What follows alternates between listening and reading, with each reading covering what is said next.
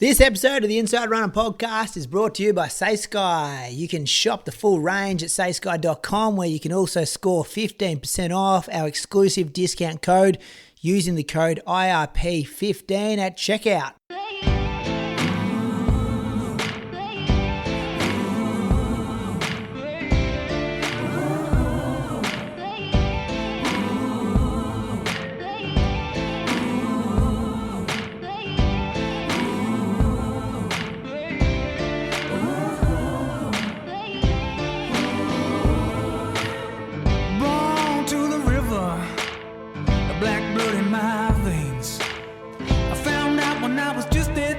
Thinking skin can bring you so much pain.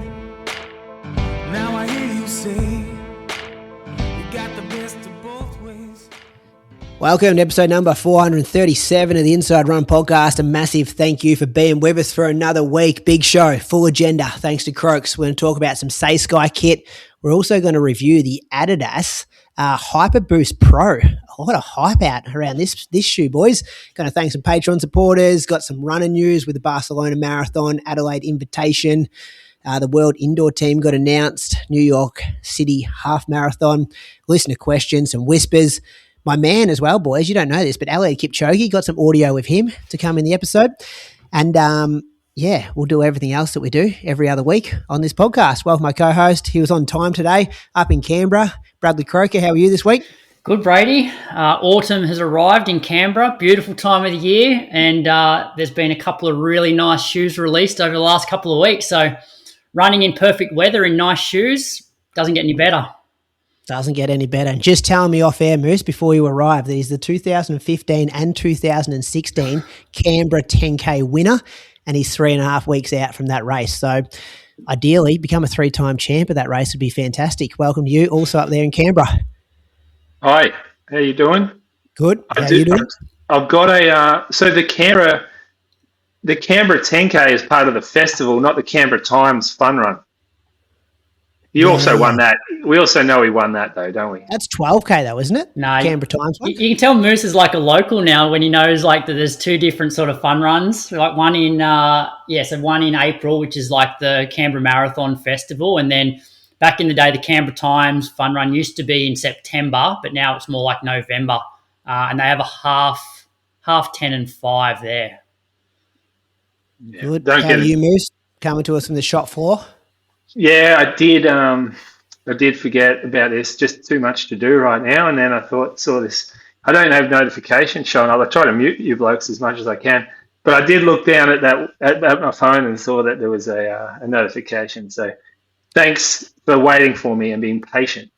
Makes the time a different recording time to suit himself, Croaks, but then doesn't rock up at the set time. Pretty sure we changed this because of Croaks. So it was a massive interview tonight. But feel free to change the story. Yeah, Croaks is a bit on edge because he's got a big day. Like this weekly show at 1 p.m. and then probably the biggest, will be close to the most exclusive interview we've ever done on the Inside Running podcast today at 5 p.m. I'm excited. I'm very up and about. Yeah, you just got to, He did get a bit worried that he might have to do more than 3 hours of work for a single day. And so you could tell he was a bit stressing yesterday. He's like, don't make me do a stretch of work because that I just can't handle that. That's just beyond me. He'll be real good this afternoon. Yes, I'll put in plenty of work over the last few days for both shows for today. He's reading the book, Moose, for this guy this afternoon. Okay. Like really? Reading books for preparation. That's, hats off to you, Croaks, for being that prepared. Yeah, his book. What about when he sent me an email saying, I was like, this is a scam. We're getting scammed here. It's like when Strava sent me the verification thing. I had to Google it, had to cross-reference an email address. And I'm like, boy, oh boy. Anyway, we're teasing this massively. Let's just get into the weekly show. Croaks, take us through a week of training. You're flying. Well, I'm not flying, but I'm stringing together the weeks, which is the key to this distance running game. Monday, I ran for an hour, 4:24s, and then I rode the bike in the afternoon for an hour. That was Monday. Tuesday, got out in the morning for just over 8K. I actually got rolling on this one. I ran 4:15s in the morning. It was around Yarrabee Pond, so flat bike path. And then the session that afternoon was 8 by a K out at the track. Managed to get Jimmy Barker along to share the load on this session because my old training partner, Zach, he's moved back to Orange for work. So sort of solo a lot now. So, Jimmy jumped in on this session. So we ran the K reps in 313, 313, 313, 309, 312, 38, 314, and 304. So it was a 311 average. Felt fairly good. I think it was more probably the weather played a bit of a factor. It was fairly warm. It was probably like mid to high 20 degrees. So this sort of session, it does sort of, heart rate creeps up, but efforts still sort of stays the same. So I was happy with that. Like the 304, probably wasn't needed, but it wasn't like flat to the boards, like giving it absolutely everything. It's more about that, how you like. If you're doing the session fairly comfortable, you do have a fair bit left in that last rep, and you can run it quickly without feeling like you're tying up in the last 400 to 600. So I was fairly happy with that. Wednesday, got out for 90 minutes, 4:13s, did gym that afternoon. And then on the Thursday, I just did the one run, 10.5K at 4:26s. I decided not to jump on the bike, whereas the week before I did the run and the bike on Thursday. And I thought, you know what, I think I need to have just one day a week that is, like, in a way, recovery. So that was just that one run for the day. Then Friday morning, treadmill session. So it'd been a couple of weeks. It'd been a couple of weeks since the treadmill sessions because I not doing treadmill on Tuesdays, and we had that 5K night the week before. So this session was 6 by 6 minutes, 1 minute rest. I put here in the green room. So good reference, Crokes. It's good when you're in there, isn't it? How good does it feel? Yeah, like these are enjoyable sessions. Like you feel like you're doing something solid, but you always know that you can do a lot more. So all of these reps were 18K an hour. I reckon by the end of the session, I may have just creeped into like low 160 heart rate, whereas on the Tuesday, I definitely got into like just like low 170s, which like obviously weather played a factor on the Tuesday, but intensity was a little bit higher as well. So that was 18K an hour, 320K pace? 320s, yeah. Yeah, okay. Good. And then that afternoon, I got out for my first run in the Adidas Hyperboost Edge. Really enjoyed this. Ran 420s for a lap of mulligans. Just like this massive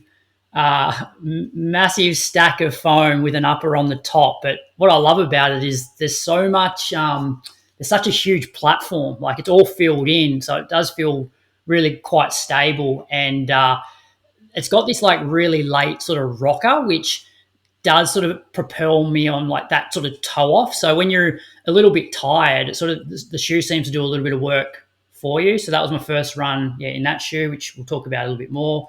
Then on Saturday morning, woke up, and this was the first morning where the weather had completely changed. It was like maybe 6 degrees. So started at 7:30. I was like 5 minutes into my run, and my fingers were actually like uncomfortable for about 5 minutes.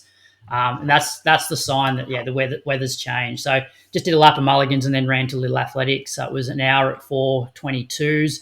Heart rate, because how cold it was, I think averaged like 122 or something like that. That afternoon got out for 30, just under 35 minutes and some hill strides. And then Sunday ran with Jack and Rob. So we did like 30K 421s.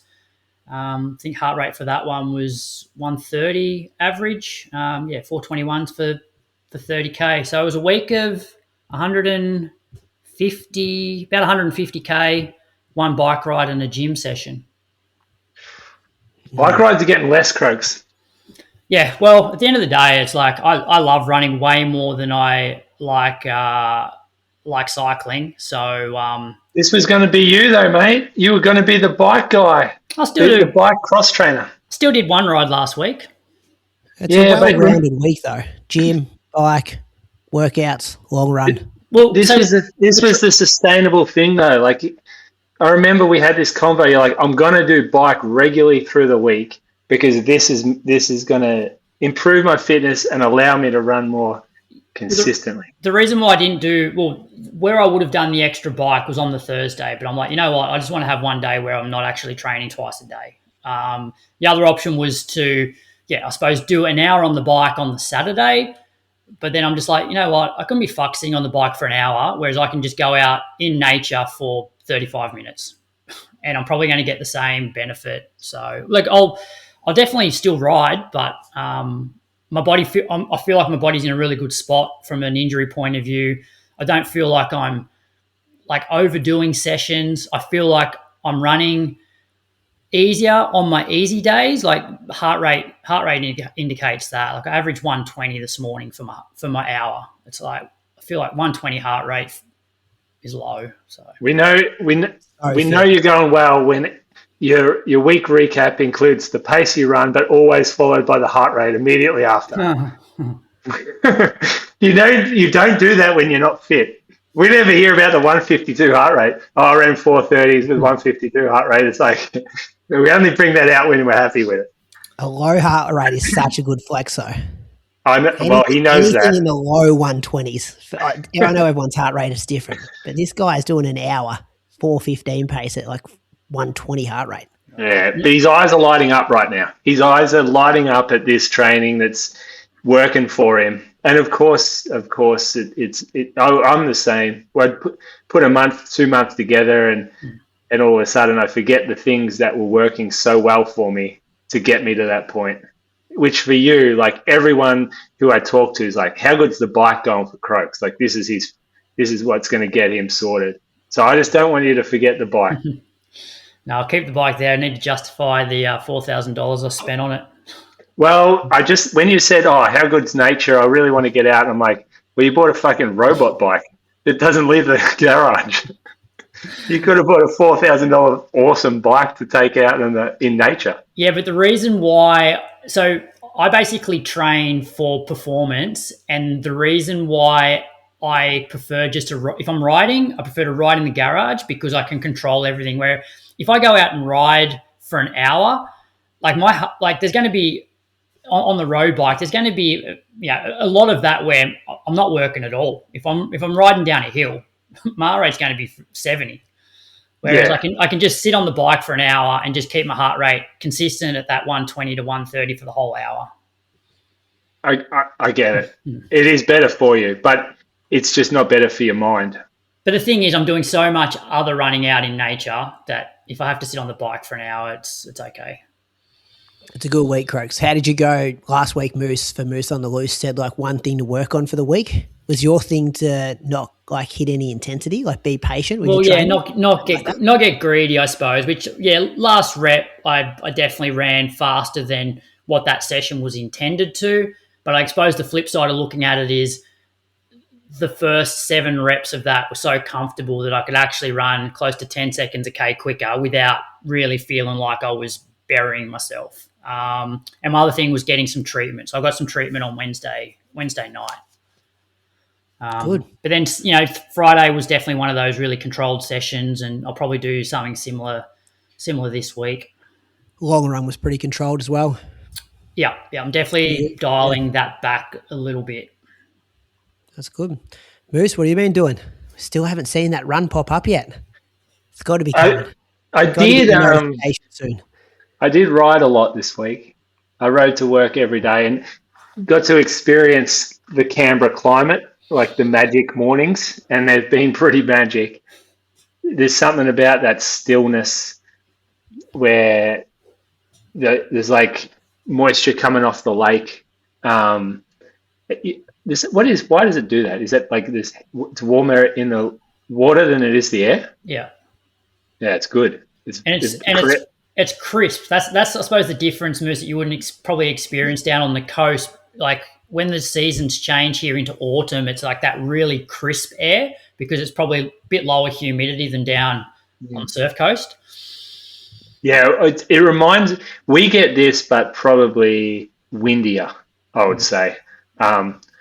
But yeah, it was beautiful. It still gets to 29. So I went out, walked the dog early. It was 4 degrees, feels like 2. And then later that day, it was 29 degrees. Yeah. That's a big temperature change through the day. I was riding every day. I've sort of hit a bit of a wall with the riding. Not sort of smacking it out as much as I was. I've just been tired, probably from work, from running. Baby's not going great. I've been sick actually, so I've got like a chest cough. I don't know what it actually is, but it's affecting me a little bit, making me a bit more tired. I ran a few days chasing Pia on the scooter to really just give a little bit of a feel. It's close, fellas. It's close. It's coming. It's there. I don't know whether it's it might be this weekend. When I get home, I want to try these Adidas shoes. It's going to be hard to hold me back from trying them. And they're coming in this week. So they're waiting for me at home, I hope, when I get home. Do you have them in the doorstep? Do you have them in the Anyone store, knows where you Moose? live, pop in. Oh, when are they released? They're way off. Like, I reckon they're May. They might be released elsewhere somewhere first. I don't know. Adidas tend to do that. Yeah, I thought I read somewhere that they're going to be released this week. They might be in certain spots or online only or whatever. But in our store, they're coming later. And I remember seeing this. Yeah, we'll get to it in the review anyway. But it was like, whoa, what is that thing? That looks fucking amazing. And felt good too. Like, they didn't just make a hype aesthetic shoe. They've made something that looks real, like that actually is runnable. So yeah, just biking. I've been doing strength. I actually went overboard on my strength, got real bad DOMs in my glutes from the little rehab session I did. So I think that's good because I've been progressing that. I bought some heavier kettlebells.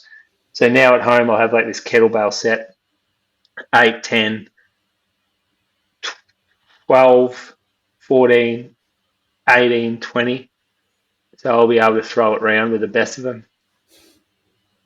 What show was it on when was it Road to Somewhere? They were talking about you lifting kettlebells and how weak you were? Yeah, Ellie. Is that Ellie saying that? What? On that show? Yeah. How would she know? Yeah, there was this big story about how weak you are. Well, she must have seen you do a few. She must have seen you do a few exercises when she was doing like sort of an assessment testing on you, and she said you're weak. Yeah. She didn't ask me to do chin-ups. She didn't ask me to get in the ring with her. Not sure chin-ups are going to help you running too much though, Moose. Let's find out how weak I am. Put the gloves on, Ellie. Hey, just on that, the chin-ups the other way, that's like a whole different game. Oh, you did try that, did you? I tried it, yeah. There's a reason I haven't mentioned this 10 or 15 chin-up challenge for the last 2 months. Yeah, it is. It's a whole different muscle set. But now when I'm at the gym on the treadmill, I'm watching other people do them, and most people are doing it like the arm over kind of thing, the easier way. It's for show, mate. That's all for show for other gym goers. You go the other way. Like, think about this. You're stuck in the ocean and you've got to climb up this boat.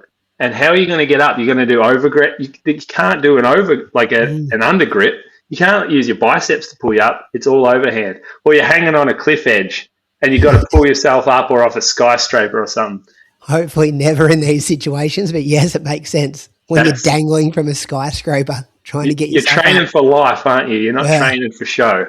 So just keep that in mind next time you do an exercise. What am I like hanging off a building? Which grip should I use? Yeah. Good.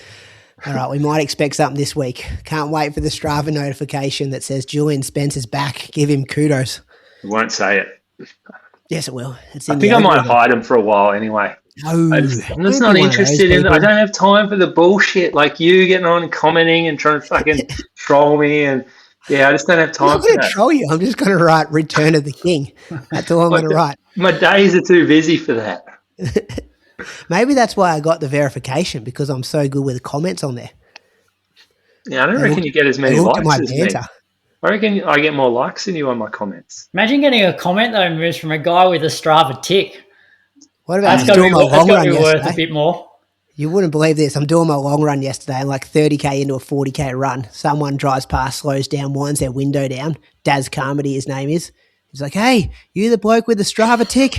Like, yeah, that's me, Daz. Like that Gonna from make Daz. a great story. Anthony Reed's next to me on the bike, cacking himself. I'm like, shit. I'm like, the only one in this postcode, Daz. The only one. That's pretty good, actually. Famous, pretty good from Daz there. This episode is brought to you by Say Sky. The Spring-Summer 2026 collection is inspired by the unspoken poetry of running, the grind, the breakthroughs, and those quiet moments where you find your rhythm.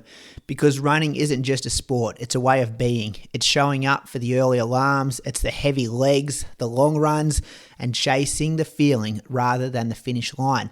Say Sky is for runners who don't take shortcuts, who zig when others zag, and who find meaning in the process, always moving forward at your own rhythm.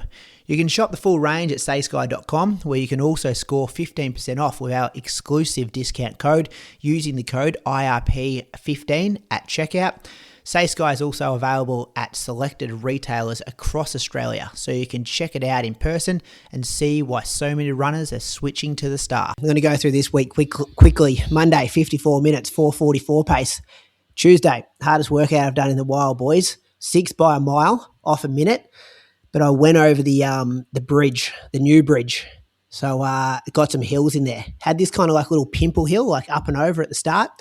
Then it kind of flattened out a bit. And then like a long grind that probably went for, 300 meters with maybe like 12, 13 meters of elevation in it. Flattened out a bit over the river, and then it kind of dropped down.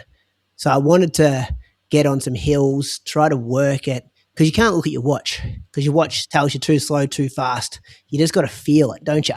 You guys know more about hill running than I do. Reps on hills. Mm-hmm. It's a weird thing.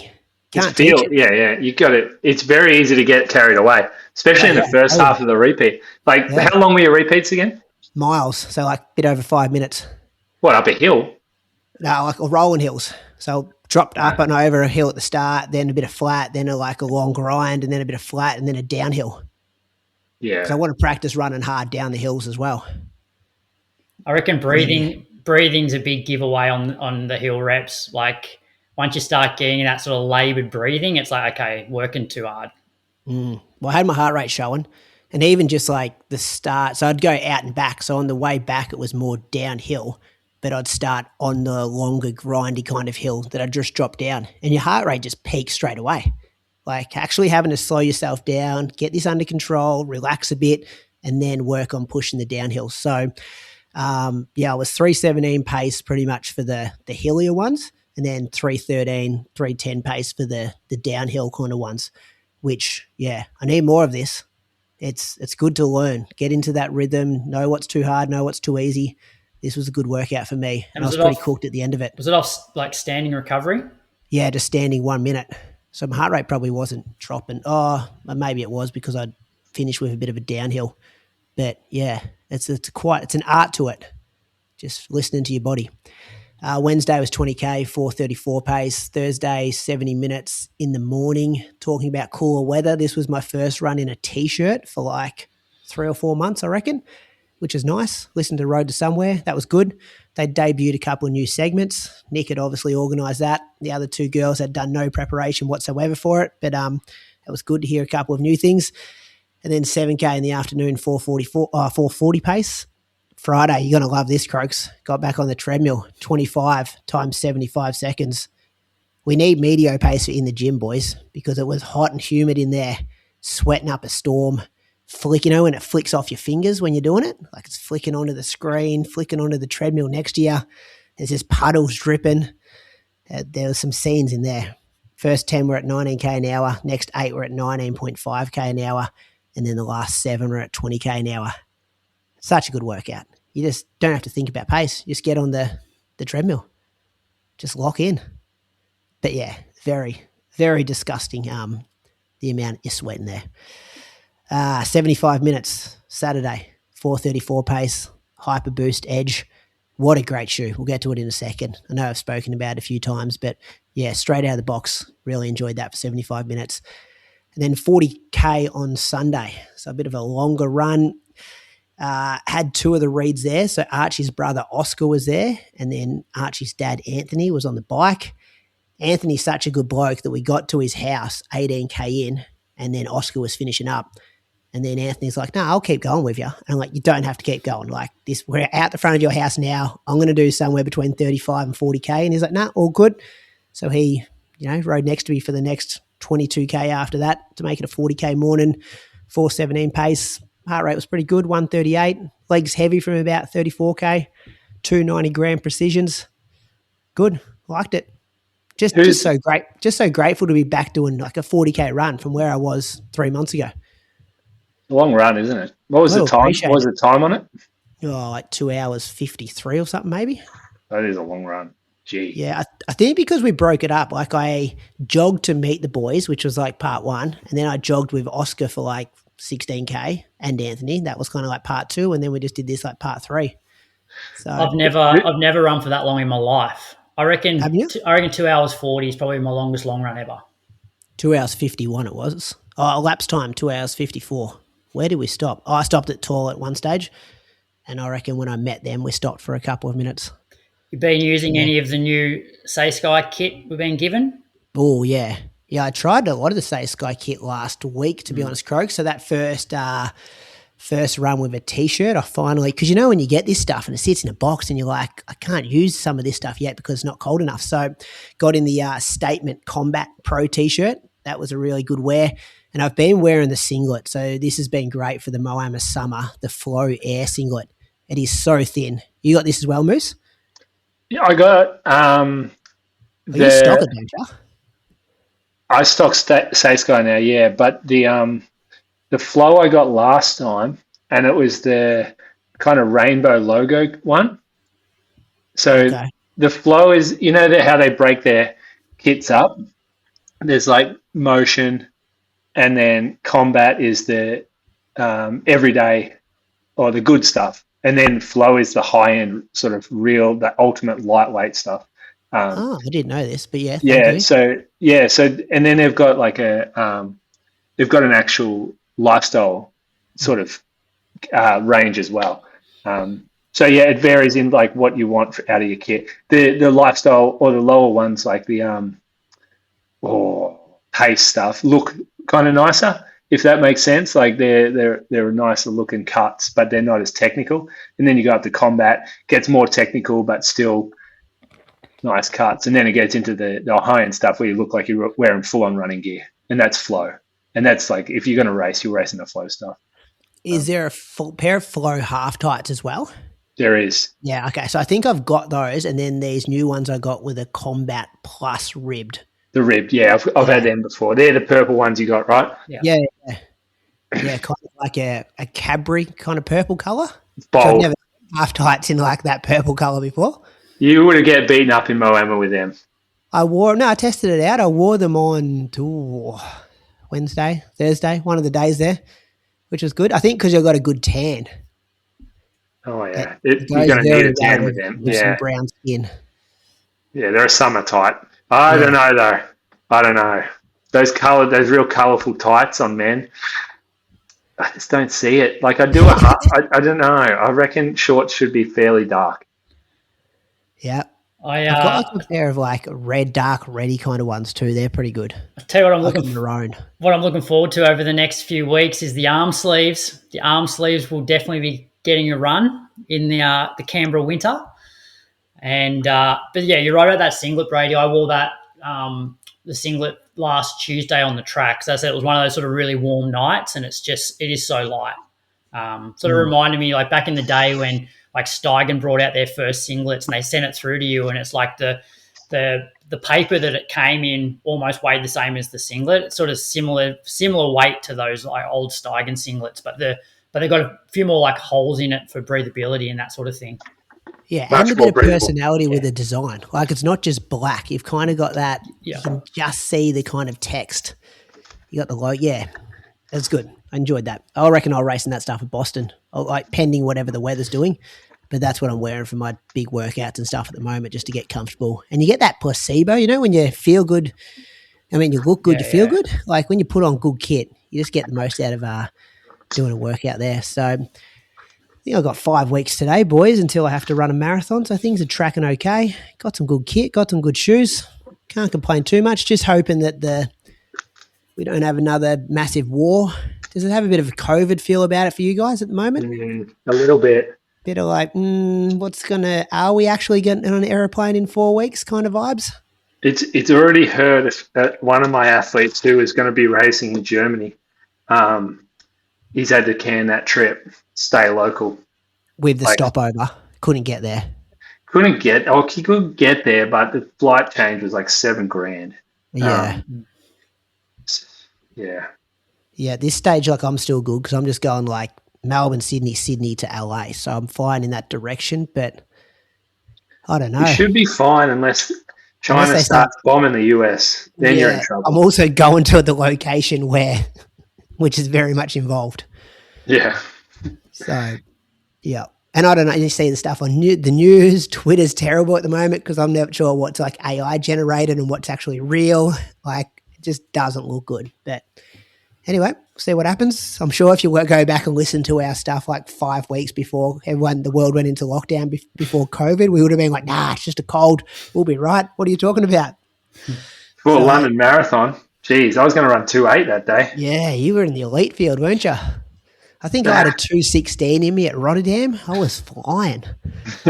Anyway, let's move on. Patreon supporters, let's thank a few croaks, kick things off. I got Matt Crichton this week, and Matt's from Manchester. He's had a great start to the year, running 5K and 10K PBs. He ran 14:54 at the power of 5K and won the Chester 10K just over a week ago in 31:15. I reckon Clousey has won the Chester 10K before. His half marathon PB is 70:12 when he finished second at last year's Dortmund half marathon. Runs for the Swinton Running Club, and I'm pretty sure he's a corporate reporting supervisor at Greenergy. So I actually saw that. So this is funny because I was on Instagram the other day and I watched this video of the guy winning that race, Matt, who you're talking about, because he did it with a GoPro on his head, and it showed him running like the last 100 meters, and the race had kind of put it out there. It's pretty cool footage. Like, the crowd's both sides. He comes around the final bend. You can see the crowd cheering for him. He runs through the tape. And now we're thanking him as a Patreon supporter. Yeah, nice. That's real cool. So, yeah, thank you, Matt, for your support of the podcast. GoPro on the head, or was he wearing the sunnies? No, he just had the little, like a bit of a headbandy kind of thing. I don't know if it was on his hat or a headband or, yeah. That's the way to do it, though, isn't it, now with the sunnies? Sunnies are a bit more stable, I reckon. Yeah. I should get a pair for Boston.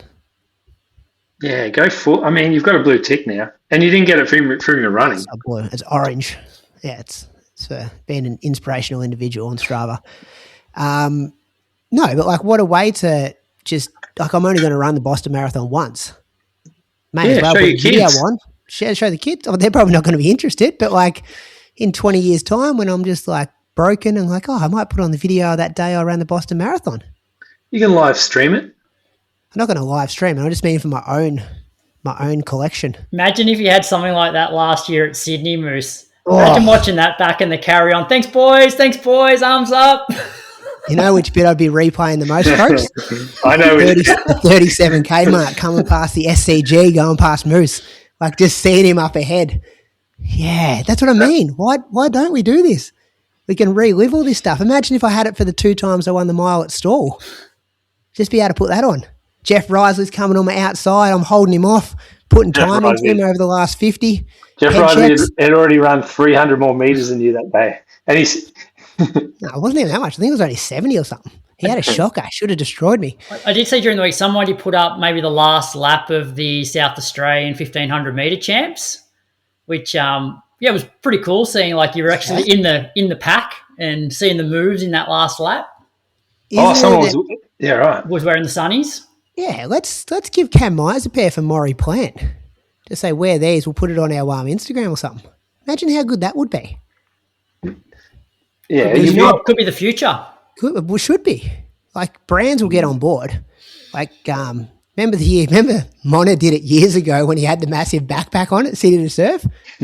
And didn't they have a camera on him that day? Well, Dick Telford did it back in the 90s. I reckon the year that Mono broke the course record. Yeah, okay. And I remember because it was on YouTube now if anyone wants to go back and watch it. And so he was running with Lisa Ondieki, I'm pretty sure it was, and going up Heartbreak Hill. They then cut away, and then they show Dick after Heartbreak Hill, and he's like, "Yeah, had to take a few back streets to keep up." Yeah. Yeah, this could be it, fellas. Imagine going through that Scream tunnel, where all the college girls and stuff are. Oh, yeah, you're going to stop for a kiss? Just with the glasses on. Nah, I did flag it with Carly. I just said, FYI, this is on the course. Like, just letting you know. I was thinking about going through there with Chriso. Me and Chriso holding hands. Oh, he will stop for a kiss. Imagine how many chicks would want to make out with Chriso up there. That bloke will just give his race up. He'll just stop and try watch. To get him through there safely and then drop him after that.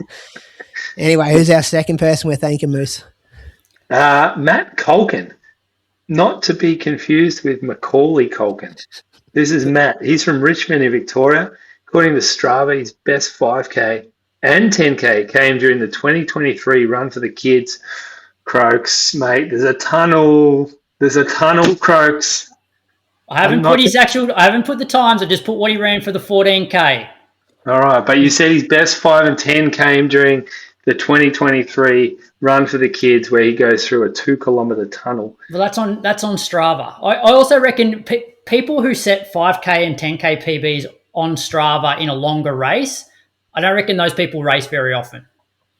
No, I'm not having to go at him. I'm having to go at you. Well, hey, I'm just going off with the data that I have to use. He ran. That's one where you say at the 2023 Run for the Kids, he ran 58 minutes. All right. Great work.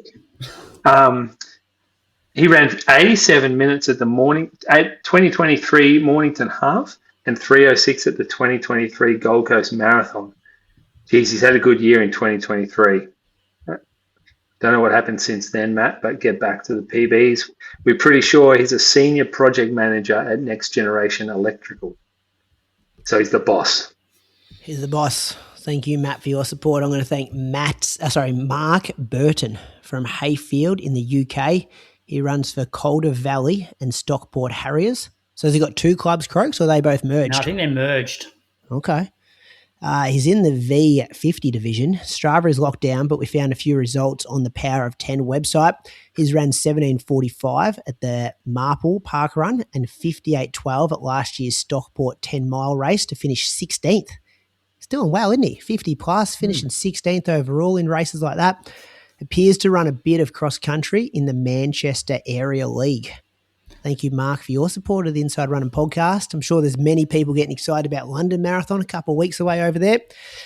And if you like what we do on the show, you like bonus content, you like early releases, you like getting the show uncut every week, patreon.com/Inside Running Podcast is the place to find more details about how you can support us and, get some bonus content if that's what you're after there. Running news, boys, and it's brought to you this week by Precision Fuel and Hydration, kicking things off with the Barcelona Marathon. This was big, real kind of shocking news as well, this one, because this result came through last night, and I think a lot of people had the same reaction as I did, and that was, who is Fotyen Tesfay? Because Fotyen Tesfay ran 2:10:51 in her debut marathon to become the second fastest female marathoner of all time, behind Ruth Chepngetich, who's ran 2:09 but is currently serving a ban. She's the third fastest half marathoner of all time. So that's, when I actually looked into this, I'm like, oh yeah, I just don't know why I didn't know that she was the third fastest of all time. She's ran 63:21 for the half, and she finished 7th in the 10K at the Paris Olympics in 2024. But what a debut. She's Ethiopian. I did look up her management, it wasn't Rosa. That's kind of just what I looked for. Was someone in Spain, I think. I might confirm that now as we're Maradona? Here. Wasn't Maradona either. It was a name I didn't recognise. But yeah, Barcelona flat, fast, some quick men's time, which we'll talk about in a second. Monica Pontchafia from Spain is her management group, which her email address is monica@lane2.it. So Lane2, I assume, is the management group. Yeah, fast time, boys. This is just what we nothing surprises me anymore. I think everything now just has a question mark over it, considering the only other faster time is someone who's been wiped out, has to carry a level of suspicion now, but that's just the state of the sport. I think she only ran 65 minutes at last year's Valencia half, which was in like October. December even? No, That was the half's before. Like half's before. Yeah, sorry, that was a marathon. Yeah. Yeah. And then just Jan the 10K. Well, she's gone out and run faster than Jack Rayner's ever run. Yeah. Consider that. And faster than the Australian men's marathon debut. Held at 2:11 flat. Jeff Hunt. Yeah. Faster than Tommy DeCano's run. Yeah, like 63:20, even though it's the third fastest time of all time over a half marathon, that still doesn't stack up to 2:10. 2:10's way better than 63:20. Yeah, Think about how many men you know who have run 63:20. Well, or all the names you just listed, they're all 61-minute guys. Well, what's your coach run for half? Dan Nash, around 63? Well, yeah, maybe. Is she quicker than Dan? Over the marathon, she is.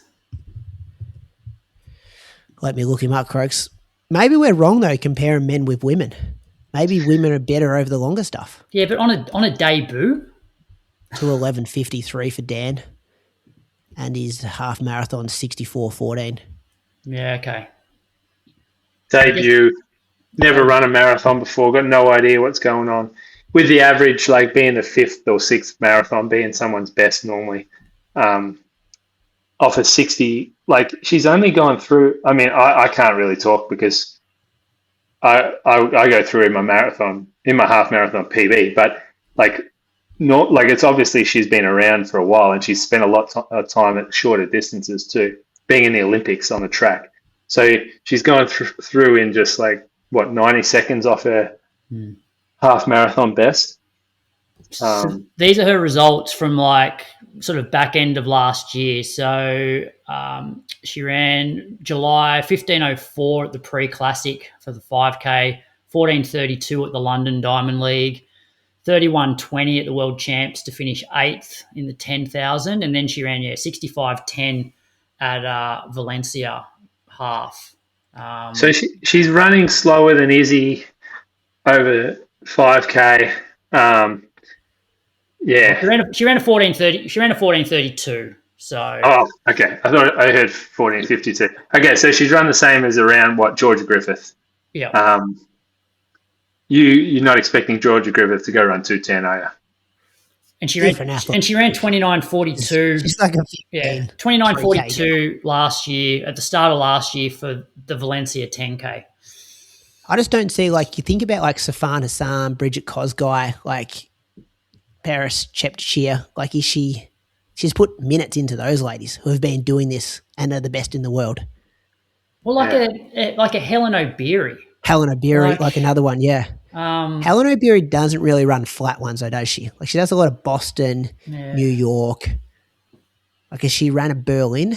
I think she's ran London, not paced by Ben's. Anyway, make up your mind what you think of it as a listener.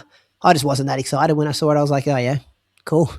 But you made a point before, Brady. It's you didn't realise that she was the third fastest half marathoner of all time. It's because this stuff now just goes over our head. We're just like, oh, yeah, someone's run fast. It doesn't actually, you don't actually then put it in the bank and go, oh, yeah, that person's just broken through because it just happens all the time. So it's really hard to keep up with, fast times and you just expect it every week. To be honest with you, I didn't expect to even be putting Barcelona Marathon in this week's agenda.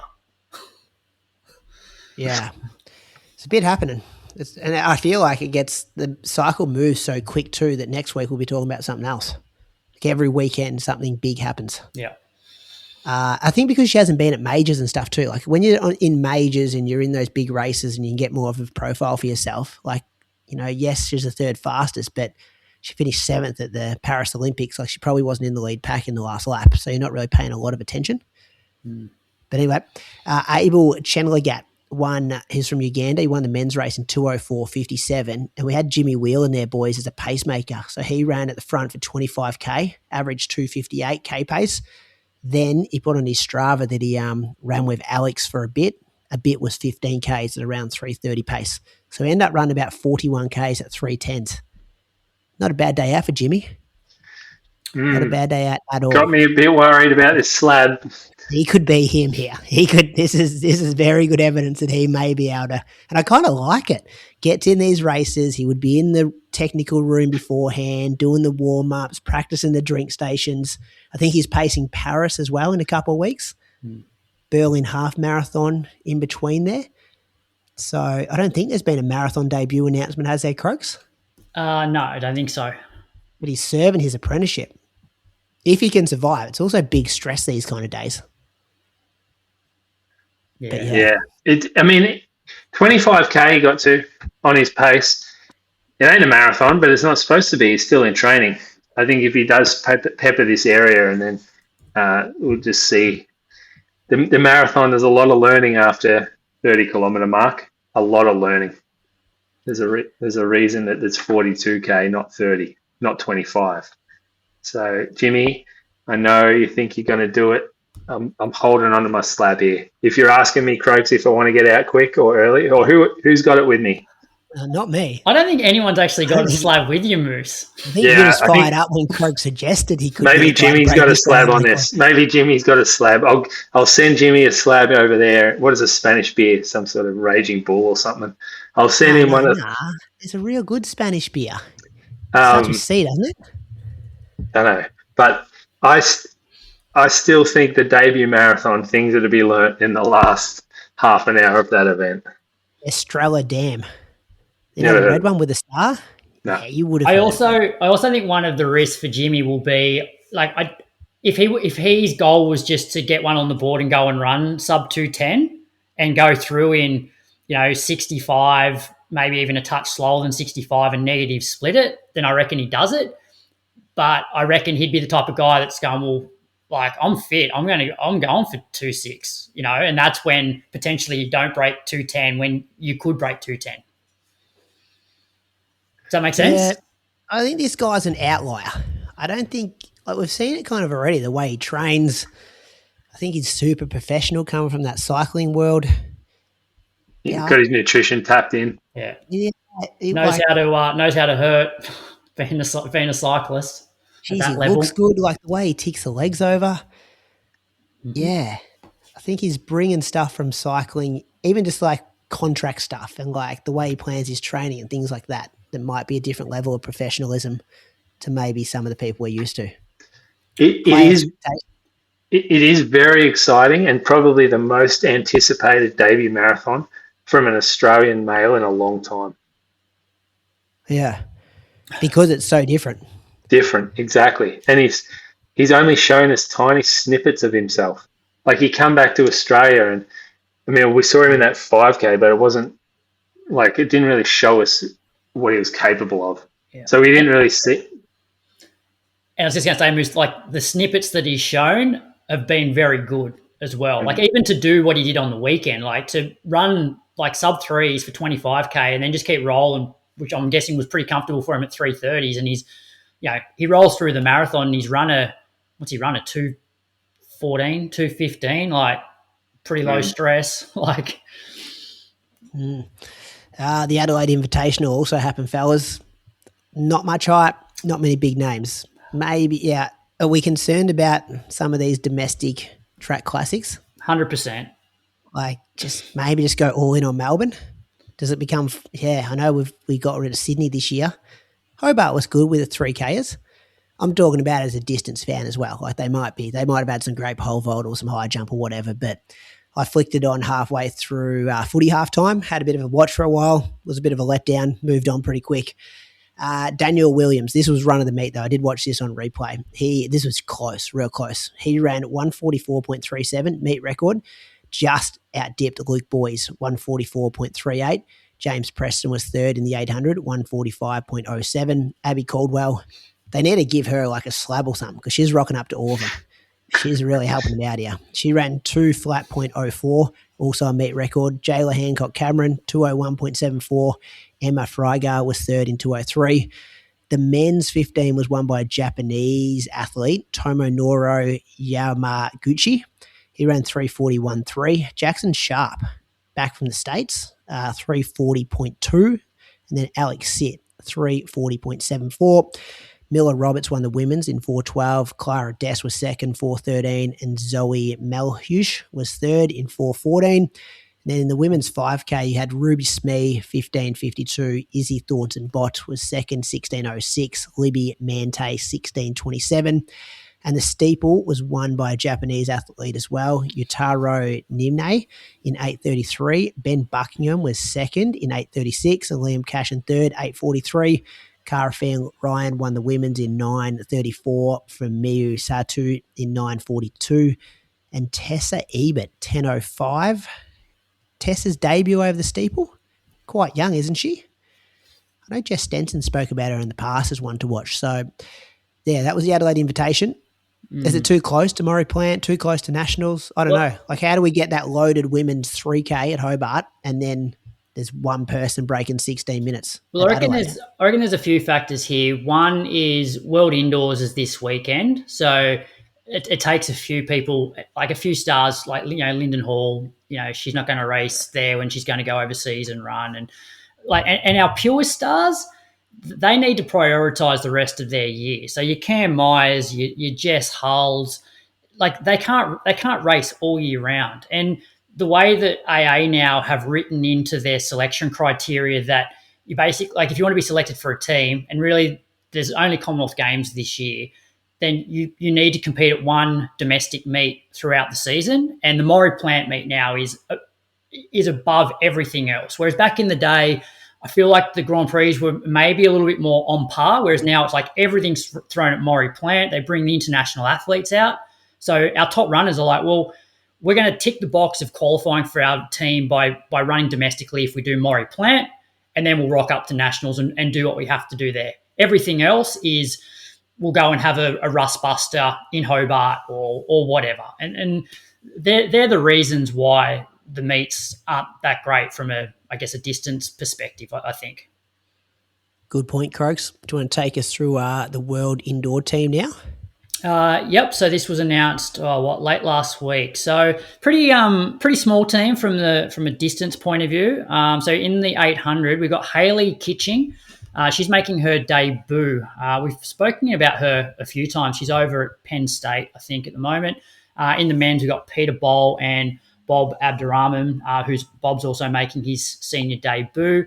In the 1,500 metres, we've got Jess Hull in the women's and Adam Spencer in the men's. And in the 3,000 metres, we've got Jess Hull doubling up and Lyndon Hall. So that's the team. See the stuff from Jack Anstey left off. Yeah, I like this. Yeah, so I sort of did a bit of research into this. So on Saturday night, I went down to Skyfire, the firework night down at the lake, and Sean Crichton was down there, and I had a chat to him about it. I said, "Oh, interesting that Adam got selected and Jack didn't." And he said, "Oh, no, it was pretty clear cut because in the selection criteria, Adam had met all of the requirements." And Jack hadn't. And I said, "Oh, what do you mean by that?" And he said it was something about you need to have made the Com Games qualifying time to be selected. And I was like, oh, well, firstly, that seems a bit odd. Like, why would you have to have the Com Games qualifying standard to qualify for the World Indoor Champs? And then it was this morning that I looked into it even more. And the Commonwealth Games qualifying time is 3:33 flat. And the period opened from the 1st of September last year, according to the AA document that I saw. Adam Spencer hasn't broken 3:33 since the 1st of September last year. And Jack Anstey actually has a quicker 1,500 metre time since the 1st of September last year. So that argument doesn't add up. And I actually sent Sean a message today just saying, can you sort of clarify this? Yeah, because this is what Jack Anstey put on Instagram. Disappointed not to be selected for the World Indoor Championships in Poland. The basic facts are that I'm well within the athlete quota based on the ranking system, and I've run under the World Athletics qualifying standard in all three of my 1,500 metre/mile races this season. It's difficult to understand how World Athletics can establish a fair qualification framework, yet federations can choose to ignore it and apply their own arbitrary rules that only harm athlete development. It's frustrating to sacrifice quality weeks of training and spend thousands of dollars traveling around the world to meet arbitrary requirements for the chance to represent my country on the world stage, something I would be incredibly proud to do, only for the spot to ultimately go unfilled. So they could have put them both in. Well, yeah. So obviously he's met all the requirements from World Athletics, but AA selection policy is completely different. But then based on sort of what I was chatting to Sean about, like the Com Games thing doesn't make any sense either, because there's a list of who's qualified for Com Games already. And in the 1,500 metres, this was at February 9 or something, it's Jude Thomas is on the list. But then looking at both of their World Athletics profiles, Adam Spencer's only run like 335s since the Com Games qualification period's opened, and Jack Anstey's basically run sort of the same. Jack actually ran a 333.9 on the 2nd of September, so like 2 days after that qualification period opened, which I personally feel like it's fairly rough, because based on what they've done over the last 12 months, like I don't see Jack Anstey and Adam Spencer being that far apart in terms of athletes. Yes, Adam in the past has run, a fair bit faster, but Jack was good enough to make he ran really well at World Cross. Oh, yeah, late call-up as well. Wins a gold medal. Wins a gold medal. And thanks for helping us out, by the way. We're not picking you for the next team. Yeah, and AA have sort of gone through this period of like, if we can send full teams, we will. And they've sort of just gone against that now. Yeah. Watch this space. Yeah. Watch that. New York City half. Yep. So this happened, I guess, overnight. Adriaan Wildschutt, he's from South Africa, isn't he? He got the win 59.30. Zouhair Talbi was second, 59.41. And Gulveer Singh from India was third in 59.42. The top six men all broke 60 minutes, three of them for the first time ever, although the point-to-point course is not record eligible. Grant Fisher, I think we mentioned last week that he was making his half marathon debut. He finished 14th in 60.53, blew up pretty bad from sort of 15K onwards. He ran a 15.07 5K from 15 to 20K. So fair, like all those, like 60.53 is obviously like not slow, but for a caliber of athlete that he is, he'd be a bit disappointed with that. In the women's, Helen O'Beary broke the course record. She ran 66.33. Sharon Lecchetti was second, 67.10. Sorry, she held the previous course record at 67.04. And Megan Keith was third in 67.13. Last bit of news that I put in for our UK fans, the Bath Half Marathon was on over the weekend, which was the British trial for the World Road Running Champs. Joe Wigfield got the win, 62.07, beat Phil Sessamon, 62.13, and Alfie Manthorpe was third in 62.14. Alex Bell, she got the win in the women, 69.15, beat Jess Warner-Judd, 71.21, and Lauren McNeil, 71.50 for third. So both Joe and Alex are automatic qualifiers based on winning and also having the time standard. Big race for the UK. Moose, finish it off for us. Yeah, the indoor NCAA champs, which we've sort of probably had more of an eye on in the past, I reckon. We did have Thomas Diamond come fifth in the men's mile, and Tom Palfrey was ninth in the same race. In the 3K, Palfrey also finished 12th. That's the only Australian results of note from those champs. I just went through and had a look at just the finals. Yeah, fair enough. May have missed someone. But... Hate mail to Croaks. Yeah. Bluff the boat ramp down in Tassie was on. We talked about this over the past few weeks. Actually, pretty good field, especially the men's. James Hansen won in 28.44, beat Haftu Strintos 28.48, and Toby Galter from New Zealand was 28.55. And then the ladies, Jen Gregson, is this 1 week after her marathon? Yep. Yeah, crazy. One week after her marathon, ran 33.16 to take the money home with her. Millie Clark, who's might have the most career prize money of any Australian in Australia, I reckon. She's run 34:03. She knows how to find events, and he's showing some longevity at the moment. She was second. Karen Blaney third, 34:27. Yeah, 10 guys under 30 minutes, which it's getting a reputation as like a deep race and good time of the year. Look, if you want to break 30 on the roads, where you going in March? This place. So is Jen doing this just purely for cash, like a bit of the Tommy DeCano effect? They got just looked it up. They got $3,000 first prize. A similar top 10 playlist for their running songs. Yeah. Well, for what other reason would you do it? Risk. Yeah.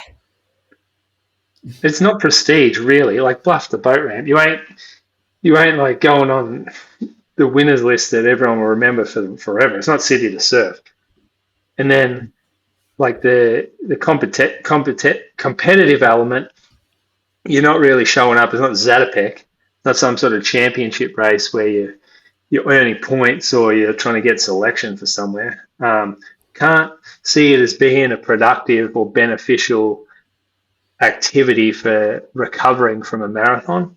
Maybe she recovered within those 6 days. I'm not sure. It's pretty.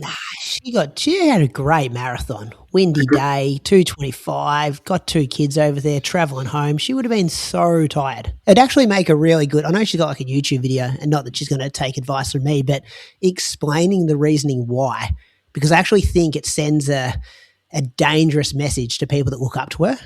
That you're like, you can race a 10K 6 days after you've ran a very, very good marathon. And maybe it's like, hey, she got a shitload of appearance fees. She got the prize money, and it's like, this is how she makes her money, and that's why she's got to do that.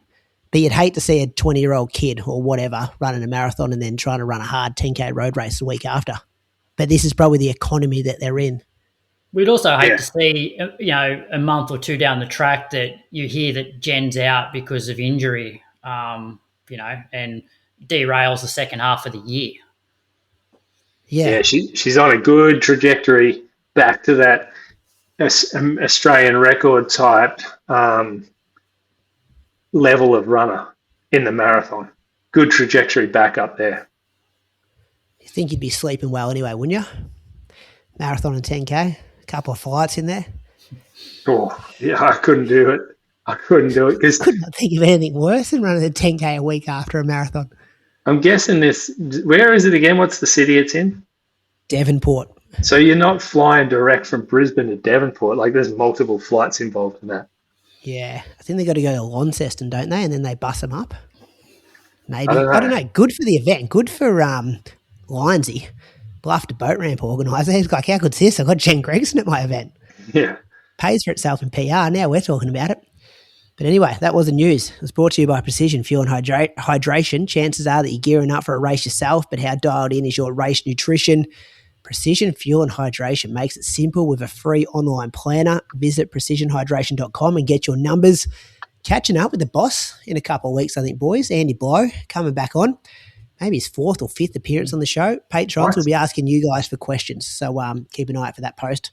Help us out there. Whispers, boys. Our man, he's coming back to Australian shore. Eliud Kipchoge, he's on his world tour. 7 races, every continent over 2 years. He announced 3 of his races last week. First one, Cape Town, South Africa, 24th of May. Second one, Brazil, July 12th. Third one, the Nike Melbourne Marathon, October the 11th. I got the email last week saying, hey, you've been invited to the press conference.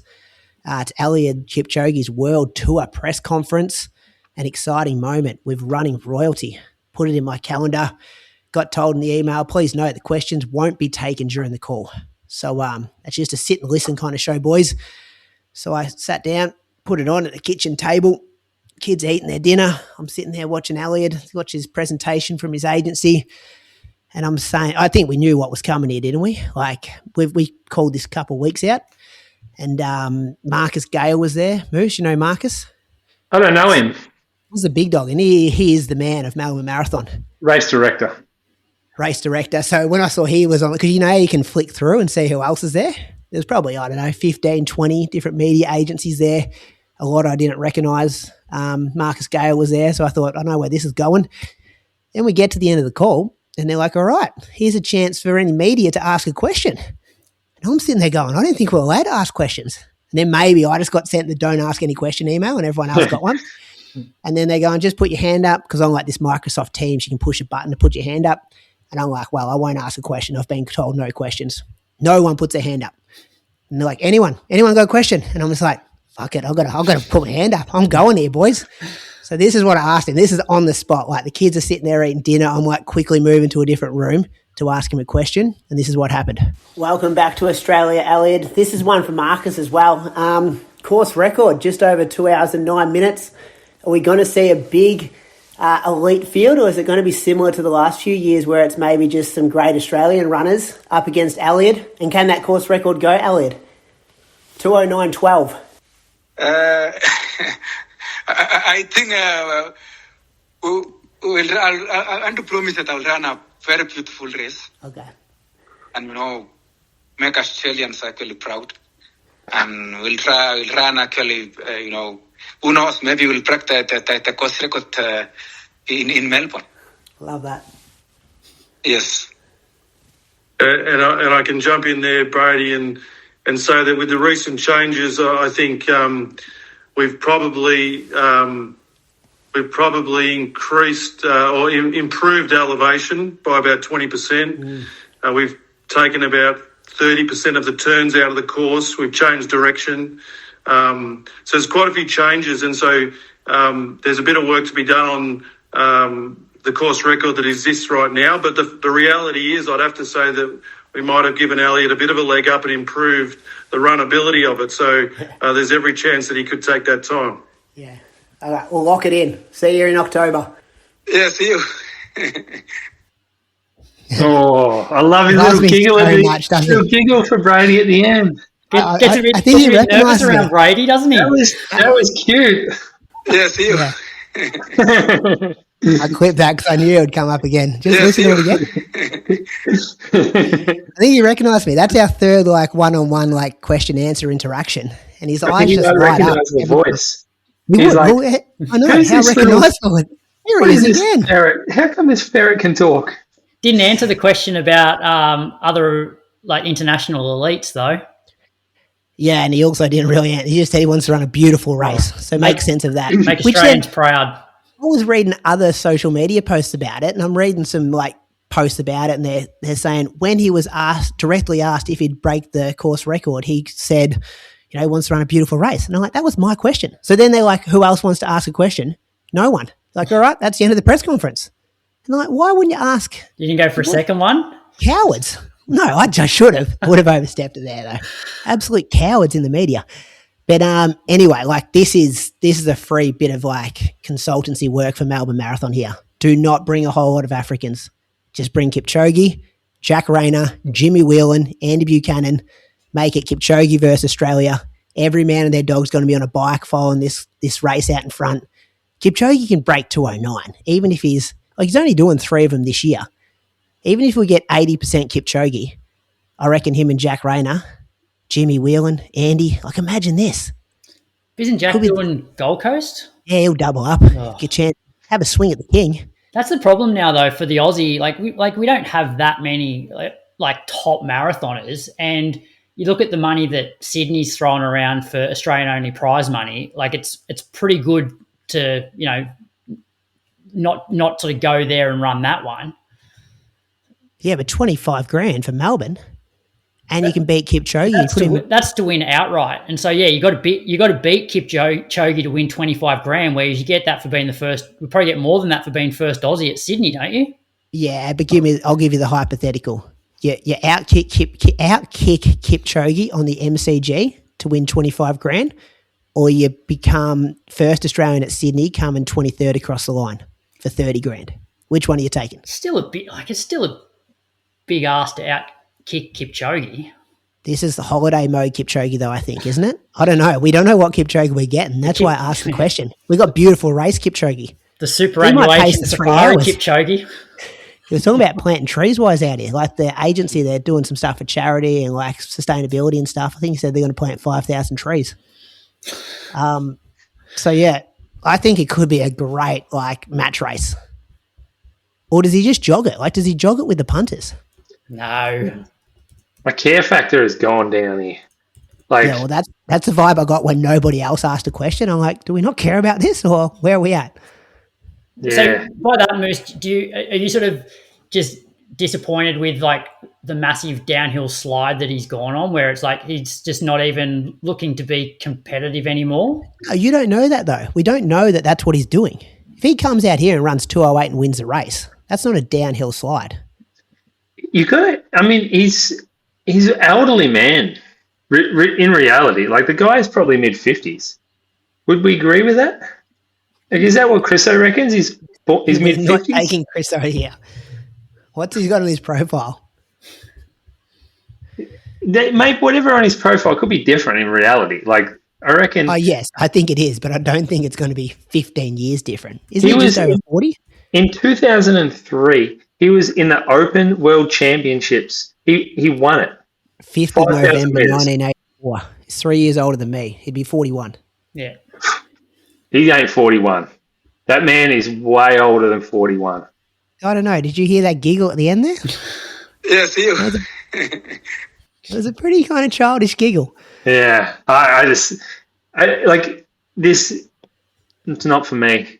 I don't know. I'm only just being honest. I'm saying I'm not that excited. I used to get excited when I used to see him rocking up at Berlin's and even that time that he ran Boston. I was like, oh, let's see what he can do here. I was kind of excited for Sydney because he was out here to run it like properly. So what do you want to see him do? Because I made a comment a while ago that, like, in a way, I'd prefer to remember Kipchoge as the Berlin Kipchoge, not just running around these events as a bit of a sideshow. And I reckon I copped a bit of flack for that. So you're saying you prefer him just to bow out, basically? No, he can do this. That's fine. I'm just not that excited for it. Like, he can get around, create buzz for the race. It's beneficial for the race, no doubt. It's beneficial for running in Australia. Like, the Melbourne Marathon will be humming with Kipchoge on that weekend. I'm just not that into it because I've seen him at his best. I've been there. I've sat next to the bloke. I put my shoes on next to him in a tent. And so this was elite Kipchoge. He grabbed all these pacemakers. They said a little prayer together. Like, they were on. And so for him to come out and basically jog around the Melbourne Marathon course, that's not interesting me. I don't care. But the people will care. The community will care. For some reason, that doesn't. I'm not too up and about it. Do you think because he did it at Sydney, it loses? Yeah, like, a bit. Sydney was the second time around. They've already done the show. Sydney was his debut in Australia, and we still got a bit of life out of him there, I reckon, even though he rolled out the media spiels that he does. Like, he gives you absolutely no insight into anything. And he's never, you don't hear anything outside of what his agency seems to tell him what to say. So, I mean, that's probably what disappoints me as well from him, is we don't have a character that we find. I don't find him interesting. Like, I listen to what he says and I think, fuck, I've heard you say this 50 times. You're basically just rolling out like a nothing statement about inspiring Australia because you run. What? Yeah, and the problem is it doesn't matter what question you ask him, it's the same answer regardless. Like, it could be, like he somehow just brings it back to no human is limited, or I want to make Australia a running country. You could ask him what he had for breakfast today and he'd say, I just want to make Australia a beautiful running country. We need to get him on the beers. We'll get him up in Moama for a couple of nights while he's here. Moama Bowling Club. We'll take him on Archie's dad's boat. Have a couple of Carlton drafts with him. See what he really thinks. I reckon he lives a fairly monk life. Anyway, that was fun. That was my highlight of my Thursday night. Kids at school. Good from you, though. They asked me what I got up to last night on Friday at school. I said, I was talking to Elliot Kipchoge. They're like, he's actually good. Yeah. You could be the premier journalist in the country when it comes to running media. The number one voice, some people call me. I think don't the good boys? One of them is now one of them's now the number one voice. Overtook you. Croaks is actually the official number one voice. especially when he does this interview this afternoon. Croaks is the number one pacer. Actually, so the guy I'm interviewing this afternoon raced Kipchoge numerous times, as well as Gebre Selassie and Paul Turgat. Oh, yeah. Glory days Croaks of is the polished version of this. I'm a bit too fast and loose. Croaks is polished. Oh, no, we're reviewing his shoe. The shoe review, the Adidas Hyperboost Edge. I may have called it the Pro in the intro. My apologies for getting that wrong there. Moose, this is the first Adidas shoe we've reviewed. So a massive thank you to Adidas for their support of the Inside Running podcast. Tell us what this is to start off with, Moose. Yeah, well, we saw this one back in November at Adidas HQ, and it was their kind of big play for the season. It's rare when models get introduced because a lot of the time models just update. So like we've got Mero goes from the 20 to the 21 or whatever it is. Pegasus jumps a model. Asics gets a Nimbus. A Superblast goes from 2 to 3.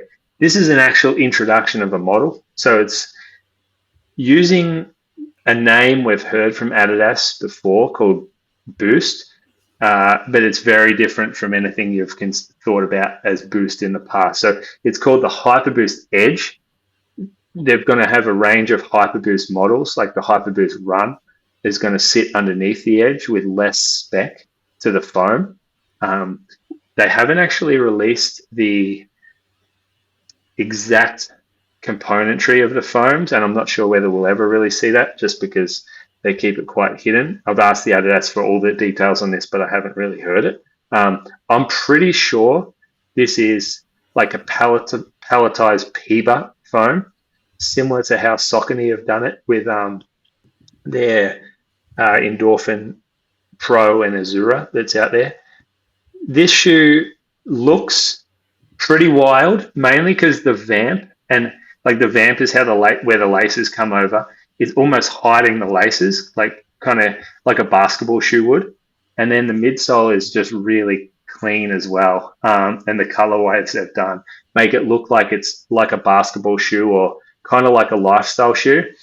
But the actual spec and text of this is like top class. It's designed to be a performance jogging shoe. I think Superblast 2.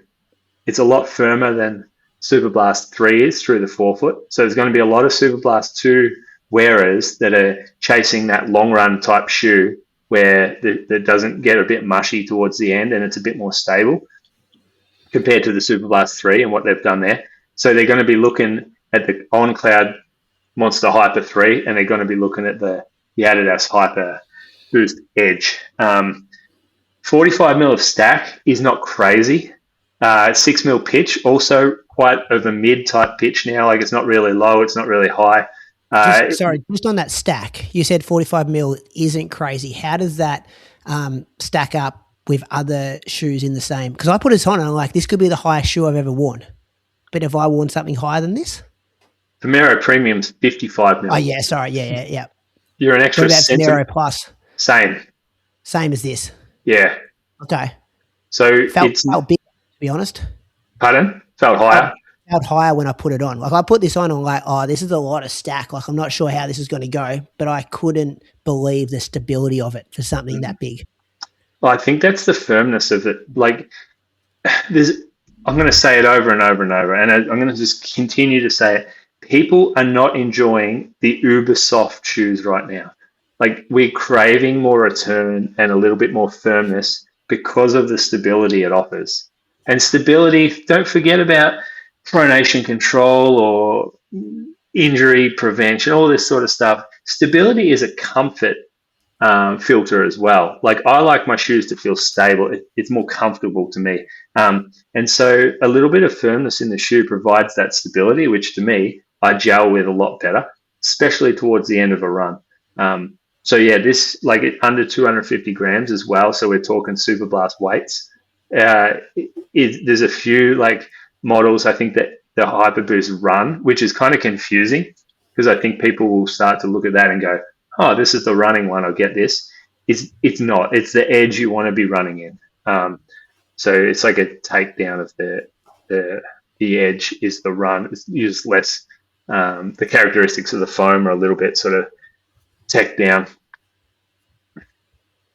Yeah, Croaks, you put it on first, I think. You in it Friday? You've just grabbed a pair. Beautiful looking shoe. Yeah, this is a wow when you open. Show the box. everyone, Croaks. Show me. Oh. Yeah, show the two of us. Yeah, so I wore it for my double on Friday afternoon, and I was just amazed. Like, it's just this massive, like when you open it up, it looks like this is just massive slab of foam with an upper on the top. But yeah, it is quite firm, and it's got this really like late rocker, which I really noticed. Like running sort of on tired legs Friday afternoon, it definitely helps sort of just like propel you forward a little bit. Yeah, and it's quite broad moves. What do you call that? Is it the platform? Yeah, the footprint. Yeah, we'll call it the footprint. Yep. Which I think helps make it fairly stable as well. Has to be. Yeah, the higher you go up, the kind of the wider the shoe has to get. Yeah, and I wore it for an hour this morning. Good test for me. 75 minutes out of the box. Put it on, and you're right about that shoelace. What did you call it, Moose? What's the technical word for it? The vamp. The vamp, yeah. Like, it did feel like I was putting on a pair of basketball shoes for the first time in 20 years. The cosmetics of it, like just a beautifully designed shoe. 75 minutes. I took it off-road with the expectation that, like, a bit of single trail stuff along the river on the bush tracks, and I'm like, this is probably going to stretch it here because it's so much stack, tight turns, things like that. But it held up. Like, its stability was really good. I felt locked in on it. Tight bends. It was quite surprising how well it felt, because I think I've become immune to that super softness. Do you think it's still, like, would it be a long run shoe? Would you go 2 hours plus in it? Croaks answer this, because I've only put on a size 9 sample size. And mine are still at home, so I can't exactly tell you myself. Yeah, like I would. Well, tick the first box for me, doing 75 minutes, no dramas out of the box. But yeah, I wonder with that amount of stack, what's a Mega Blast stack, Moose, from ASICS? Good question. Can't tell you off the top of my head. Super Blast 2, do you know? Super Blast 2. I think it's 40. Yeah, okay. So they're in the same ballpark. No, it's probably higher. It's probably higher. You put this on, you're walking around the house before you run, and you're thinking, I feel significantly taller here. I know it's not much, but you're like, all right. And then I have the question in my head is like, is this safe now to be running in this for 30 kilometres? Yeah, there's still this place that it exists out there for a lower stack shoe with this type of foam in it, I reckon. Like a snappier feel. Yeah, because it feels like you just get the Ks for free. I'm rolling 4:30 pace day after a workout, low heart rate, and just I had this realization, which I'm sure you get every day, Moose, when you see stuff, but I'm like, we are living in the golden age of shoe technology. Yeah. You're just like, when is this going to stop? How good can they get? Like, it's ridiculous how you're running along and easy days that used to feel so hard. Like, I banged out 25 400s 24 hours earlier, and I'm fine. The shoe just gets me through it. Good fun. It is. You're right about that, though. This is the golden era of shoes. Yeah. Anything else? When's it retail? Do we figure that out? I'll tell you in a sec. So, like, the stores, well, my store, I can only talk for my store. So, let me just find. Yeah, you can sign up on their website. Yeah, it just says it's coming here. I'm trying to find a date. Do you know what, though? If you're an Inside Running Patreon, you'd probably want to hold out.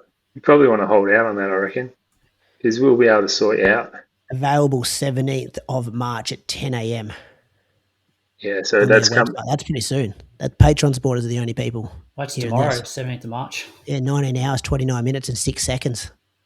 They've got a countdown clock going here, Moose. Cloud White Pure Ruby Zero Metallic is the colorway, which you get home. Croak's not sure about you, but I got home and I'm like, shouldn't have taken it off-road. I'm like, such a beautiful shoe. I got it a bit dirty. Well, that's all. Yeah, both my runs have been off-road, but it's held up. Like, it's not terribly dirty after 2 runs in it. Yeah, you go right. You been washing them? No. Just feet hardly touch the ground. Thank you for Adidas for giving us the Hyperboost Edge to review on episode number 437. Moose on the loose. What do you got, Moose?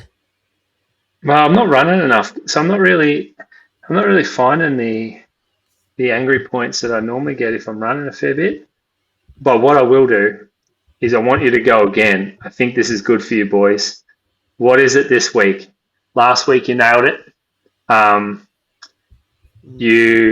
Brady, what did you do? You even addressed yours, actually. I went to Aldi. Mine was about trying to eat heaps of carbs. Right. I was doing the Red S shop. So like food, kids don't even think about this. It's in a different cupboard. Went to Aldi, spent about $110. Aldi's pretty good, isn't it? I don't go to Aldi much, but when you go in there, stock the cupboards, got some of those yogurts, the Up and Goes, or not Up and Go. It's all different brand in there, isn't it? Some just quick fix meals. And I ate really well. Especially yesterday off that 40K. I'm like, hey, I've got to keep just smashing just stuff all day. This week's for me, though, sleep. I need good sleep. Do you know what? Do you know what was interesting when we had I think they were on our show. I can't remember exactly who. I think it was. I can't remember exactly, but the importance post-run was a lot less than the importance pre-run on nutrition. So, like after your run, I always thought that you would want to load up like to replenish, which immediately, yes, like within the first hour, 2 hours or so. But the remaining like 8 to 10 or whatever for the rest of the day, it's not as important as if you've got a big run on the Sunday and it's not as important as your nutrition on the Saturday. So like in terms of like higher and lower amounts of calories throughout the week, if you're going to have a big day of eating or like load your calories, do it on the Saturday before the Sunday, not on the Sunday after the run. It's like a mini carb load. Like before that 40K, I just went to the supermarket again on Saturday. Just same thing. It was like got some Maximus, got a bag of lollies, got some hot cross buns. I'm just like, I know I'm going to be out there for 40K. Got to almost do a mini carb load here. Yeah. Can only help. So what do you got this week then? Sleep. I just had, I don't know what it was. And maybe it's like more like sleep routines, like just staying away from screens before bed. I just had 3 nights of really poor sleep and like sleeping lightly that like a dog will bark 2 doors up and I'll just be like, wake up and be wide. And then it will take me half an hour to get back to sleep. And then one night I was just laying there, just staring at the ceiling, like at 1 a.m. and I was just awake from like 1 to 3. It was terrible. I'm just laying on the couch, ended up moving because didn't want to annoy Carly too much, but yeah, laid on the couch and just listened to an audiobook for 2 hours. So I don't know what was up with that, but I can't do that. You can't train for a marathon and have like 5 hours sleep for like 3 nights in a row. 5 hours, that's what you're rocking. Yeah, I think that's not good. Yeah, I think one night it was pretty, and like 5 hours are broken. But anyway. What do you mean 5 hours are broken? So what, you're waking up at? I reckon I slept for like 9 till 12, then woke up and then tossed and turned for an hour till 1, and then went and laid on the couch like 1 to 3, and then bit of patchy stuff until my alarm went off at 5:30. Yeah. Yeah. And that's not, and the thing that should be waking up my kids and not even waking me up, like there was no excuses. So I'm trying to identify why that happened. So yeah, it hasn't, I've been good the last couple of nights, but I don't want to get into a trap of doing that very regularly. Yeah. What about you, folks? Like cooked or like have I not eaten enough? You know, sometimes when you wake up at 3 a.m. because you haven't eaten enough. I'm like trying to identify it. But anyway, Croaks? I don't really have too much. Mine's going to be fairly boring and say not actually vary things too much, because I think that's one area where we get into too much trouble is you're going well and then you mix things up and you move too far away from the core. It's sort of what you're saying with the whole cycling. It's like you're doing something that's working, so your body's obviously quite comfortable with doing that, and then you start adding something in, or you do something that's completely different to what you've been doing for the past 2 months, and that just derails everything. So in a way, not change too much. It's a bit boring, but it's actually, I think a lot of people get it wrong by changing things by too much and changing things too often. What about changing that haircut of yours? that is on the to-do list, is to get a haircut. And Have you shaved your head, Moose? You got a fresh cut since last week?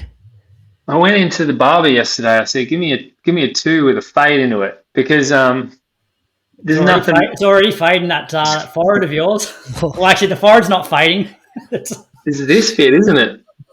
I need to start fucking spraying it black. It's going to be a little island soon. You can spray it back, can't you, without people judging you? Yeah. Get back on those pills. Yeah, we talked about the pills, Crooks.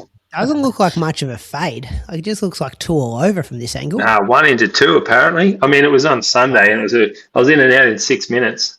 Go skin next time. Skin high fade. Do you reckon? Yeah, get this. Yeah, you Like skin here. Skin, yeah, skin on the sides up to the faded into a 1. And I don't know. I think I should just go skin all over. You look like you're going back to the army with that, with Navy. What were you in? The Navy. Oh, Croaks, a few things about Canberra, Croaks. Why are there no bins anywhere? There's like a lack of bins around this place. So blokes like you don't lose their keys in them? Yesterday, I had to carry a cup. Like, you don't want to know what was in it, but it was a 4-year-old thing going on at the market with no toilets around. And I'm like, where am I going to put this? And I walk for 500 metres with this thing in my hand to try to find a bin. And also in Canberra, there's a lot of military people here. Oh, yeah. Well, ADFA's in Canberra. Yeah, but there's a lot of people too. Yeah. No, militaries are I coach quite a few people that are in the Defence Force. Canberra's huge for Defence Force. How many people do you coach? Every week it's just like, I coach people in the Defence Force. I coach people that do this. I coach people that do that. How many are we talking, Chris?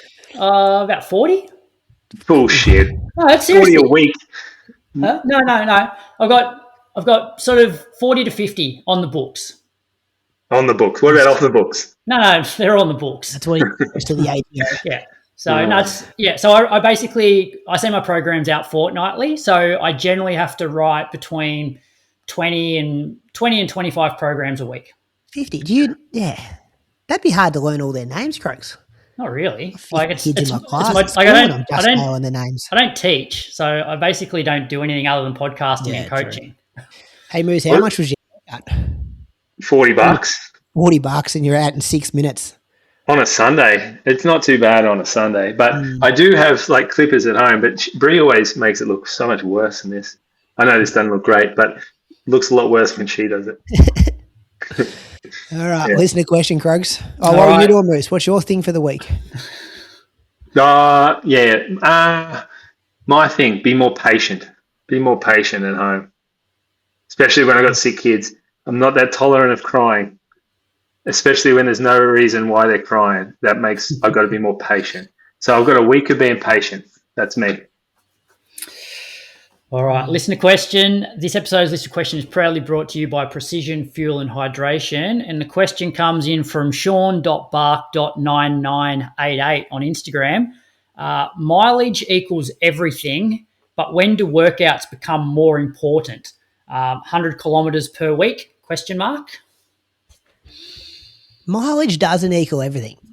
It's a way, like if you go out and just run, 10 to 15K every single day and do no intensity, and you go, I've done 12 weeks at 100K like that. Give me someone who's doing 80K and doing workouts. Nah, give me 100K. Yes. No, at 100K at 5-minute K pace. Well, it depends never run over 15K. I think I might pick the mileage guy.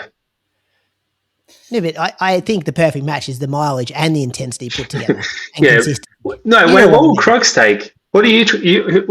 Well, I think there's a lot of variables. Like if you're saying if there's not much difference between like 80 and 100 kilometers is not a huge difference in terms of mileage.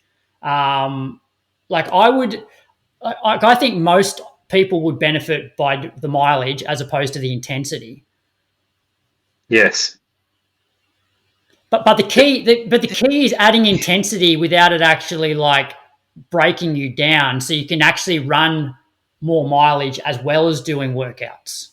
That's where I think so. When you say intensity, I don't mean do 10 by 400s at 3K pace. I'm like, let's do some tempo, let's do some threshold work, let's do some stuff that you can hold for 30 minutes.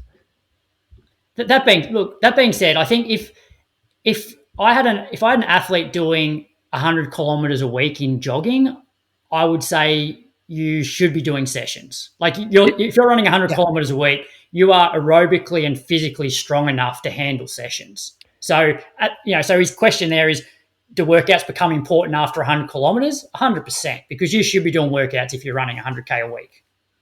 It's a lot of jogging. I think workouts become important when the mileage taps out. So there'll be a certain point where you get all this increase in fitness and progression as a runner while you build mileage. And there'll be a point where you start to plateau a little bit from that mileage. Let's say you get to 100K, maybe 100K is it. You sort of get to 100K and all of a sudden the progressions in mileage aren't bringing on the results like they were earlier. Might be the time to start to do some threshold work or to do some speed work or whatever it is. I reckon even someone running 80, if you're running 80K a week regularly, like you're ready for sessions off 80K a week's still a lot of running for most people. I reckon, I think if you're limited to 50K a week, you should be doing sessions. There's a limitation to people's time and availability for running. And if their time limits them to 50K a week, put intensity into it. Yeah.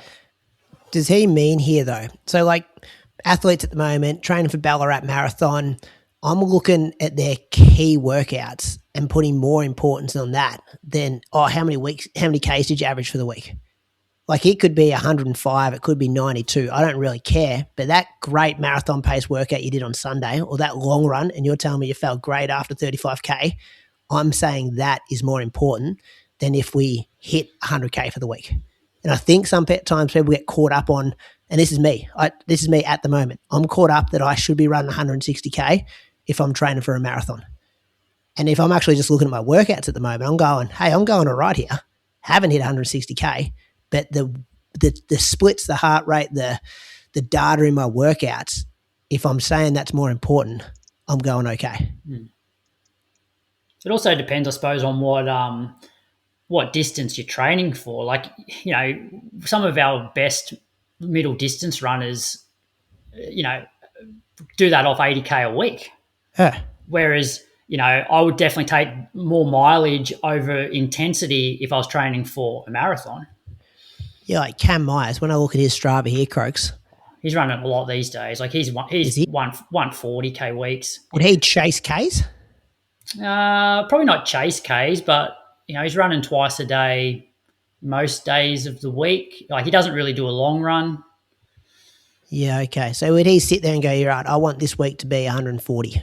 Or would he sit there and go, I really want to execute a really good workout on Tuesday, Friday, whatever? Don't know. I reckon it's a combination of like I want to run like high-ish mileage, which for him is probably like that 140K a week, and I want to have some quality in there, but I want to be able to replicate it week after week after week. Yeah. And just stack it. My point is I think recreational runners, and I'm assuming that's maybe what Sean is here, get too caught up in having a number at the end of the week every week. Yeah. And I think if you look back and say, hey, did you do your workout for the week? Did you execute it really well? That's got just as much importance if you've got a whole lot of jogging. Like how many times I've been out the front of the house at 159K for the week and I've got to do an extra 2K. Pointless. Good luck, Sean. Thanks to Precision Fuel and Hydration. Visit precisionhydration.com. Use the code IRP2026 for 15% off your first order. What's coming up? World Indoors. Do we know we're going to watch it, Croaks? Yeah, it's on Channel 9 on Go. Really? So it's going to be like, I think sort of 4 a.m. to 7 a.m. in the mornings, and maybe like I say sort of 8 at night, 8 till midnight at night, something like that in terms of the morning and evening sessions. Medals, Jess Hull, Lyndon Hall. Got any slab bets? Pete Bowl. Pete Bowl's pretty fit. What about a Lyndon versus Jess? That's a real good head-to-head for a slab. Yeah. Well, depends. Like if the 3Ks after the 1500, Jess is going to have a 1500 in her legs. Yeah, but I think that makes the bet even better. Well, Lyndon beat her in their last 3K. But you say that bet 99% of people are going Jess Hull, but Jess Hull with a 1,500 in her legs? And Lyndon going real well right now. Yeah. Who's got what? Croaks, which one do you want? Moose, which one do you want? I'll take Lyndon. Lyndon over Jess in the 3K. Just because Jess didn't write back to my message about that picture. So I'm on Team Lyndon. She always right writes now. back to the stuff. Every time I've hit her up for some podcast stuff, she always replies. I'm Lyndon now. Lyndon's on. What have you done? You're going there on her bad side. I don't know. I reckon. Who is Simon going after you, Croaks? Maybe she got me mixed up. Okay, so Croaks, you've got Jess Hull for a slab, and Moose has got Lyndon. I haven't picked anyone. I actually want to see the timetable. Who's going to bet against an Olympic medalist, Croaks? This is a pretty good bet for you. Having You're not taking that? 1,500 meters in your legs before a 3K. It's Jess Hull. Right. She's built different. Brady, you want to take it, Brady? Well, you do already owe me a slab, so this is an easy, we can just go back to break even, or I can get two. But I'm taking the underdog here, so I reckon this is Get me the timetable, Croaks. How many days between? So 1,500 heats is on the first night. Then you've got the fifth.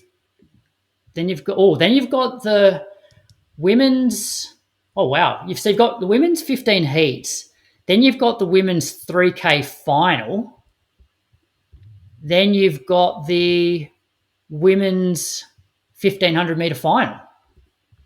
So assuming Jess makes the final, she will have to do a 3K in between the heat and the final, which makes the bet better for Jess. Is there a chance, though, that Jess runs the 1,500 heats, makes the final, and actually doesn't run the 3K?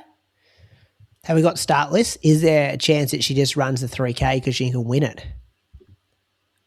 Who's in the American team? Nikki Hiltz, El St. Pierre.